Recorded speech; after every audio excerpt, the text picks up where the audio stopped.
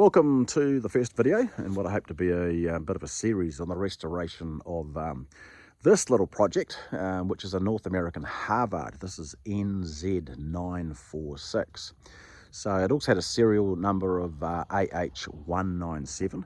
So I'll tell you a little bit of history about the aircraft, and then we'll do a bit of a walk around and you can have a look at what is left of this particular machine. The North American aviation number was 662759, and it was issued to the New Zealand government under the Empire Air Training Scheme. So it was shipped to New Zealand on a vessel called the Tapu, which is Maori, meaning Wai is water and Tapu sacred, in May 1941. And it was assembled at Hobsonville, which was an airfield just north of Auckland City Central. It was brought on charge on the 5th of July 1941, and it went to the number 1 service flying training school at Wigram, which is in the South Island in Christchurch. It's the current site of the Royal New Zealand Air Force Museum, and I used to fly gliders there back in the late 80s and early 90s. It was converted to an instructional airframe, which the number there was 144, with 3 Territorial Air Force at Wigram in 31st of August 1950. And then it was sold by tender.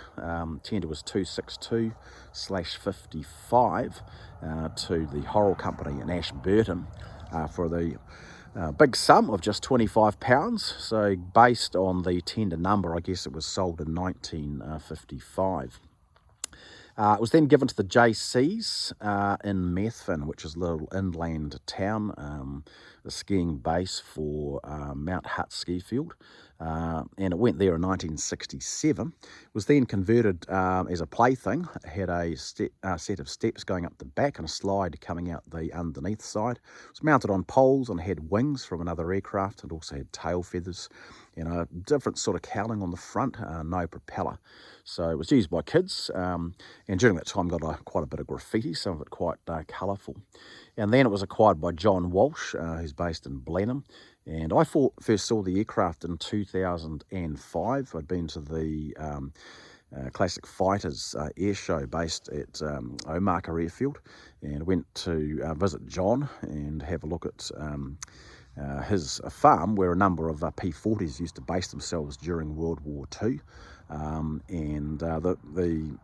This aircraft here was sitting outside of that stage, so it was connected. The rear fuselage was connected to the front fuselage, and there's also a centre section with it. That's pretty rotten now, so I don't know whether I'll be looking after that, basically because of it's very poor condition. So I purchased it earlier this year, so first time I saw it was 19 years ago, and I purchased it in February this year, and I've just brought it down here to Pukaki from Blenheim yesterday in June of 2024. So we'll do a bit of a walk around. I've had a bit of a clean of the aircraft, this is the rear section here, and we'll do a bit of a walk around from back to front. So that attached obviously to this part of it, and there were attachment points which have gone now. And what I'm hoping to do at some stage is get the canopy all loosened up and be able to move that back. Now, to prevent kids getting out of it, it actually had a grid mesh that was sitting in this area here and went right over the canopy. It was made of steel, and you can see some of those stains there, and that was to prevent kids climbing out of it and breaking their necks by falling off it. The panels here are actually relatively good.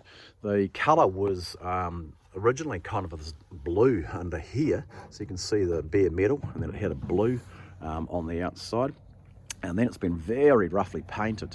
You can see the streaks there from someone with a spray gun who's painted it yellow. And even though it's a pretty rubbish sort of spray job, it's actually protected it quite well from the elements. So as I said, it sat outside for a number of years, and then John put it under cover, and which would have protected it a bit more, but of course the birds found a nice little home in it as well. So here's the firewall at the front, and you can see attachment points here for other bits of frame. A little bit munted at the bottom there. It was like that when I got it, but also you can see that it also prevented it sliding back on the trailer during transport when it was tied down. So big hole in the front, don't know why that was cut out, and you can see up the top that's pretty corroded through there, pretty rubbish metal, and that'll have to be replaced. And you can see all the quick fasteners that we used here to put that panel on. But the best part of it really is the canopy frame looks very good, very World War II-ish.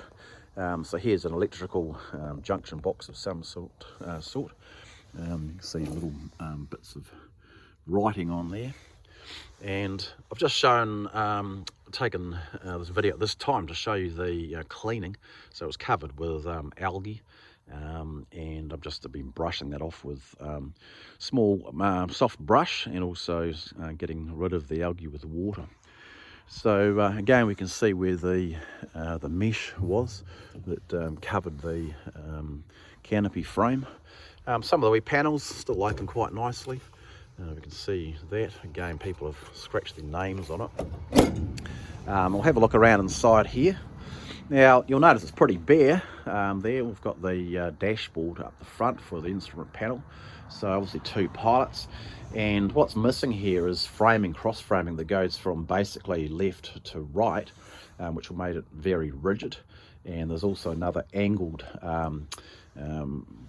pipe that would have gone through there that's been cut out. And that was cut out obviously so the kids could climb up through the bottom here, up these steps, and then slide down the slide at the front. It's still got some of the original plaques and things in it here. So if we look up here, you can just make out in-engine particulars, and it goes fuel specification, etc. So I'll be able to clean those up. But yeah, all through it, little bits of colourful graffiti. People have put their names on it.